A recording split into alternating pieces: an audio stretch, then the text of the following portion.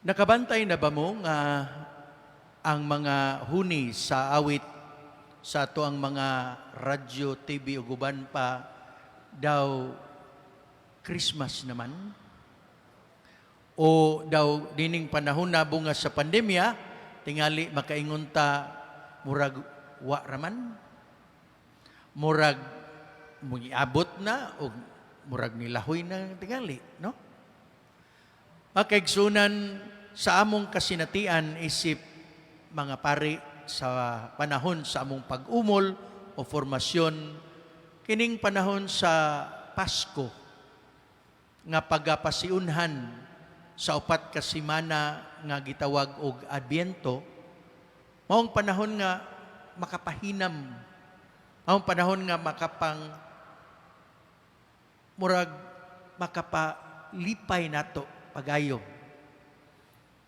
Sa seminaryo manggod sa una, kami na ay mga grupo nga gitawag og membro sa special choir.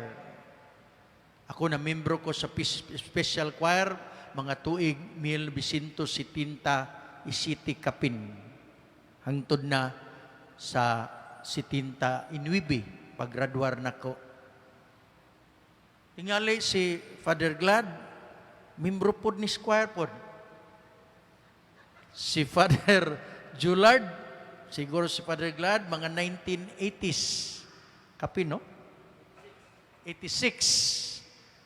Si Father Jullard siguro, mga 19... Yung tang puno nga, mga 1980s pod, hangto 90s. Si Father Japit, murang membro siguro sa mga 2000. Puros mi nakaapil na ng choir. Kunya, sa panahon nga sa college pa mi, unang panahon nga among himuon ang pagpanaygon. Kunya, kung mangnaygon na gani, naamang ginay pilion kinsay maapil sa special choir. Ang special choir sa kinatibuk ang grupo sa mga estudyante nga ng eskwela sa college seminary panahon ni Monsignor Rudy Villanueva, 30 kabuok. O panahon sa Pasko, gawas nining 30 na pagi mas gamay pagyod nga pilion para manaygon. Sa katuyuan, nga sa among panahon, ambot sa ilang panahon, sa among panahon, wa pa may computer sa una. Wa pa may gitawag na to kanang ato ang cellphone nga pwede rata dito mo pahisud sa atang tanan nga himuong term paper. Makinilya pa. Mao nang kami manaygon para maka-raise og funds para makapalit og makinilya. Unya gitudloan pod mi nga ang pagmakinilya ano makaton ka kay jutay lagi uwa pa gyud palitonon pa. Cardboard lang taon ang amo ang himuong makinilya. Numdum lang ko nga sa elementarya pa ko, di ako'y classmate nga, puwerting mayuhang mo makinilya. Ako siyang gipangutana, diin mang kakaton ini. Sa gitudluan ko sa kong papa. Nya, di malagi ka mo tanaw. Inig makinilya ni mo.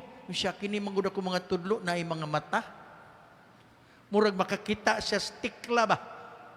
Kung sa sipra sa litra dito sa tikla sa makinilya, mo sa tingali pod sa tikla sa piano, sa usa ka tawo nga maayong mo piano o mo gitara, no?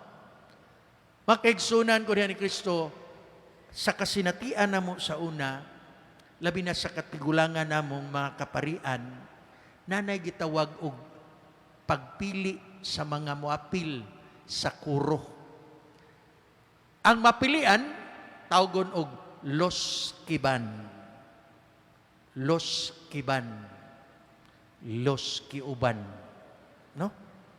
Ang di mapili, kay mga sintunaog, mga yabag, gitawag og Los Kibilin. Puro ibilin. No? Nya, nindot man kayo ng mamembro ka sa choir, nindot kayo mamembro ka sa nucleus pagod sa choir, nga manaygon kay, ay, pakals na po. Labi na kining mga, pareho aning atong kuro, no? Sa atong oras karon mo'y atong bisitaon ang ilang mga bahay, manaygon mi dito, mangandam sila pagkaon ba? Di ba? Inyo ming andaman og pagkaon, ini kahuman na ba sa pagkaon, ngilngig kayo ang mga seminaristang mangaon, murag silindron. Isalindron lang ang pagkaon. Inigtanaw ko nimo sa gibutangan sa pagkaon, wa nahanaw na pagkaon. Nya amo tong ingnon nga, kusog gali ka mukaon, dako jud kag bukasyon. Dako kag bukasyon. Makaigsunan, los kibilin, los kiuban. Kaming tanan tingali, los kiban. No? Nga naman, kay may man mga tingog ning mga pari na yas inyong atubangan. Wa man siguro rikto tono lay among kanta dinhi, kundi bisag pareho natong anhing usa ka pari, anhing Monsignor Briguli, bisag unsaon yun yung kanta. Rikto tono ra gyud ang ihagyod. Yabag pa, no? Pero mao lagi to apil to siya sa los kibilin. Anong naghisgot mangwani? Sa ebanghelyo nato karon, ebanghelyo ni San Mateo kapitulo 24 bersikulo 37 ngadto sa 44, atong nadungog ang manindot nga gisulti ni Jesus. Bisan pa man kun sa iyang pagsulti nini daw mura bitaw buton sa tag kahadlok ba, kakuyaw basad. Mingon siya, ang pag-abot sa anak sa tao nahisama sa nahitabo sa panahon ni Noe. Ingon nga sa mga adlaw sa wala pa ang lunop, ang mga tao nagpadayon og naganda og sanaanda nilang binuhatan sama sa pagkaon, pag-inom, pagminyuay, hangtod gayud sa adlaw nga misulod si Noe sa arka. Apan wala sila masayod sa nahitabo, hangtod nga ang lunop miabot o mibanlas kanilang tanan. Ingon kuno ni ana ang kahintang sa pag-abot sa anak sa tao. Ang anak sa tao, kung maabot na, matud pa, duha ang mahitabo. Ang usa, samtang nagtrabaho dito sa uma, kuhaon, iuban. Ang usa, ibilin mo ng loskiban, loskibilin. No? Samtang naggaling sila sa galingan sa pagkaon, ang usa kuhaon, ang usa iuban. O kay wa man lagi ta masayod, matud pa ni San Mateo, sa takna o panahon kanusa moabot ang anak sa tao, nan magtukaw ta o magbantay. Ang hulagway sa pagtukaw o pagbantay, mao ang attitude that we need to put upon ourselves as we look forward to celebrating the birth of Christ, the second coming of Christ. Kayon sa manday kuno kining gitawag nato Adbyento, kining upat ka semana nga gihulagway nining ato ang mga kandila dinhi. Tulo violet, usa pink. Ang pink sa ikatulong Domingo mao na ang Gaudete Sunday, or selebrasyon nga nag-andamtang naghinam-hinam nga malipayong naglantaw sa unahan. Makaigsunan ni anak kita karon sa unang Domingo sa Adbyento, usa ka pagsulod nato ngadto sa bag-ong liturhikanhong tuig. We can greet each other and say, Happy New Year! Ano man, pag-o naman ang atong kalendaryo. Panahon sa Adbyento. Sulod sa upat ka semana sa Adbyento, kita giabyan sa pagpanaw aron makabot nato ang usa ka mabulukon nga pagsaulog sa pagkatao ni Jesus diha sa ato ang liturhiya. Ato ning gipanalanginan, naghulagway kini sila, nagtimaan kini sila, nagtudlo kini sila kanato nga sa matagdagkot nato sa usa ka kandila kada Domingo, sulod sa upat ka Domingo sa Adbyento, naatay gabay sa atong pagpangandam. Nining unang Domingo sa Adbyento, ang atong pagpangandam gidapita sa pagtukaw, sa pagbantay. Puno ba sa kahinam ang atong pagtukaw o puno ba sa pag-ukon-ukon o kahadlok? Dipindi ra gyud nato, no? Kay unsa man ang Adbyento, matud pa ang Adbyento gikan sa pulong nga Griego Adventus, nagpasabot og sa maninglis coming, sa Binisaya ang pag-abot. Kining panahona nagdapit kanato sa paghinumdom og pagpamalandong. Una, nga si Jesus muduaw gayud kanato, muanhi ug moabot diha kanato sa tanang gutlo sa atong kinabuhi. He comes into our lives every day. Ikaduha, nga siya mubalik puno sa iyang kahimayaan sa katapusang panahon. O kung kini mao'y atong lantawon o atong pamalandungon, kini maghatag kanato og dakong pagsaulog o pagsalig o malipayong paglaom sa umaabot nga kapanahunan. Gani uban ni Propeta Isaías sa iyang maikagong tingog, kita iyang ubanan sulod nining panaw nato sa panahon sa Adbyento. Ang unang pagbasa, kaganiha, gikan sa basahon ni Propeta Isaías, naghisgot nga ri kanato nga si Propeta Isaías miingon kung atong sublion ang iyang gisulti, manindot kaayo.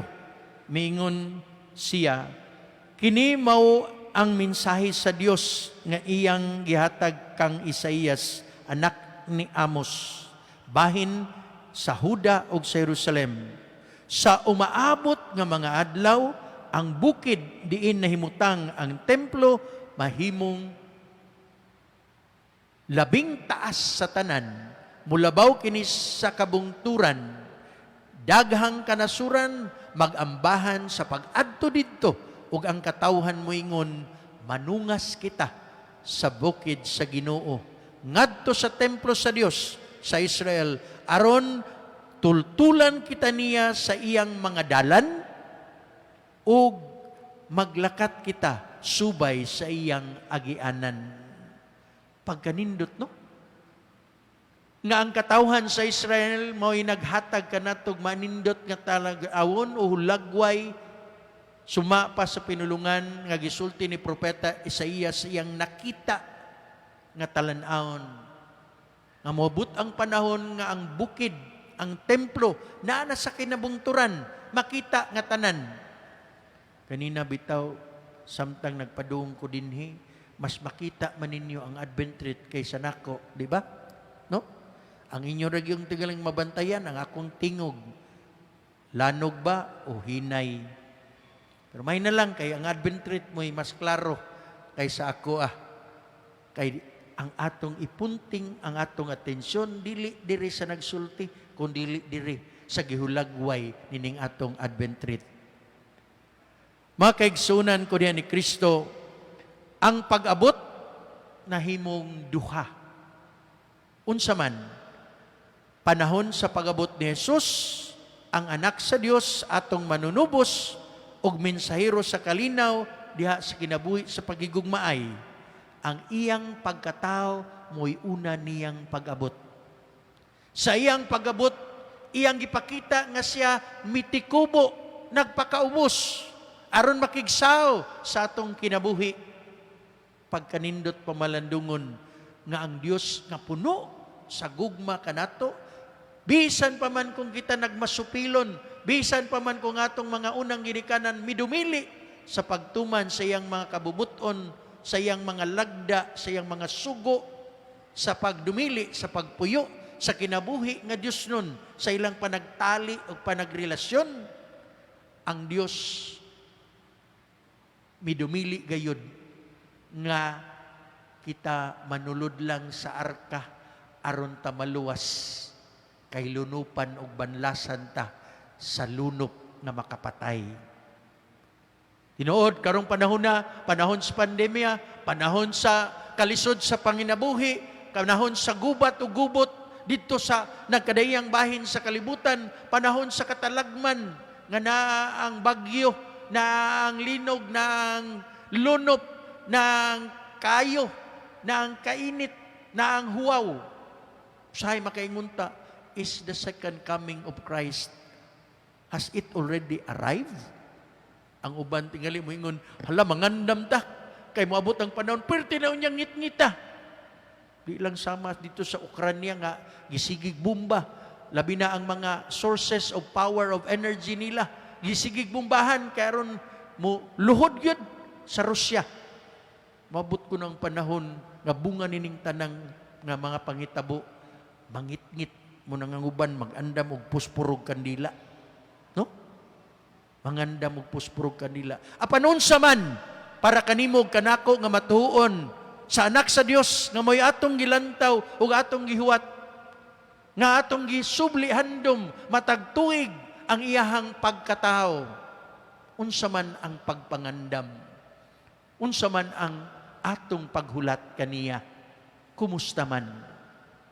Mao na nga giingon sa Santos nga Ebanghelyo ni San Mateo, Kapitulo 27, makaingon ta, Kapitulo 24, 37 ngadto sa 44, nga ang pagpangandam, nga naa ang kalipay, paginamhinam, o kalipay nga malaumon, usa ka pagpangandam nga magtukaw kita o magbantay, kay wa kita masayod, kanusa, mubalik ang Diyos.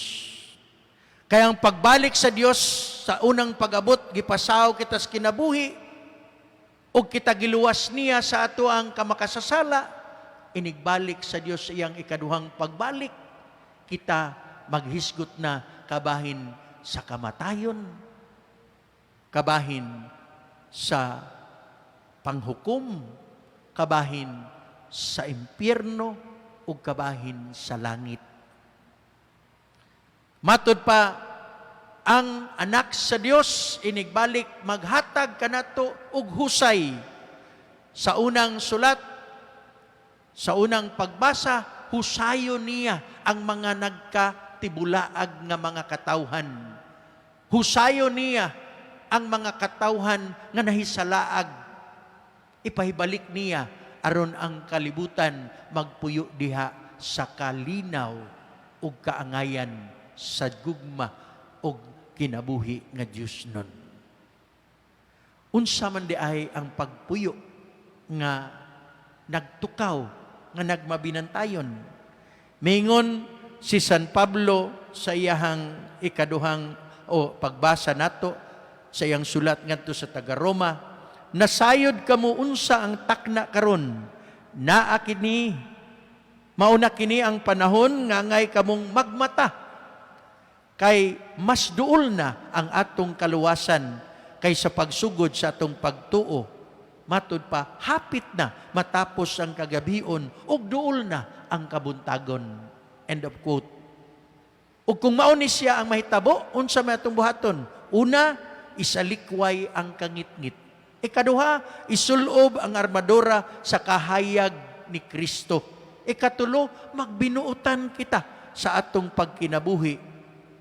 Kay kini hinunua, mooy makapasulob nato sa Ginoong Hesukristo, isip armadura nato, taming nato, batok sa makaaway sa paglaom, sa kaaway sa daotang espiritu, sa kaaway nga magdaka nato sa kangiob sa kinabuhi o kangitngit sa kinabuhi. Makaigsunan, there is a coming time whereby you and I will be personally and particularly judged of how we live our life. Ang panahon sa itong kamatayon. There will be a time that we will be judged in the last judgment, nga ang Ginoo mulingkod siyang trono, mubahin sa katawhan, los kibilin, los kiuban. No? Karon mangutana tas tong kagalingon, unsa man kita? Nagtukaw ug nangandam ba kita nga mahinangpon, nga maikagon, nga malipayon? Naghinam-hinam ba kita nga moabot balik ang Dios gari kanato? Ang Dios kanunay niduaw kanato. Nanumbaling bata? Labi na sa pagpanumbaling nga dili lang para sa tong kaugalingon, kundi pagpanumbaling o pagpakabana sa panginahanglan, labi na sa mas mga nag-inusara, mga biniyaan, naglisod, o padayon lang ta sa ato ang pagpangita para sa atong kaugalingon. Mga kaigsunan, naabit ka ta sa kinaiya, nga sa atong pagdawat sa mga grasya, nga gisaw-an nato, gikan sa Dios, kini atong giugmad, para sa kabulahanan sa tanan, ang atong kinaiyahan, di ba hinakog o hinangol ang atong paggamit niini. Ang imuhang kalantip sa pangutok, ang imuhang kapuno sa bulsa, ang imuhang makabtangan nga imuhang nakuha o nakaambitan, imo ba lang kining gikumkum o gipaambit basad nimo para sa kabulahanan sa tanan? Ang usa ka hugot nga pagtukaw o pagpangandam magdala kanato ngadto ikaduha sa kinaiya sa pagpangandam nga nagtukaw nga mabinantayon diha sa paghinulsol o pagpag-o kay puros manta dali nga mawani, makasala o makalimot sa Ginoo. Mao nang nindot kayong pamalandungon nga ngatong Salmo responsoryo kaganiha nagkanayon nga kita malipay kay giingnan kita mangadto kita sa balay sa Ginoo. You are here. Are you happy? Are you joyful? Hinaot nga luski banta dili luski bilin. Amen.